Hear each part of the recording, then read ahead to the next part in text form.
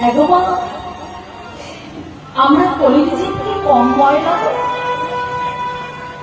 আমরা কলির জীব কি কম নোংরা গো? সর্ব অঙ্গে অহংকারের ধুলোবালি লেগে আছে, সারা দেহে অভিমানের কাদামাটি লেগে আছে, আত্ম অহংকারের ময়লা লেগে আছে।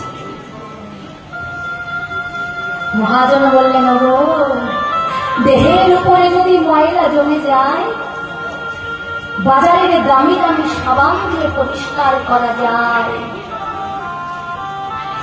কিন্তু যদি কারো এই জায়গাটা নোংরা হয়, যদি কারো এই জায়গাটা ময়লা হয়ে যায়,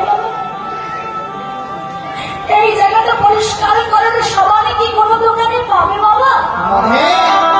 পাবে না।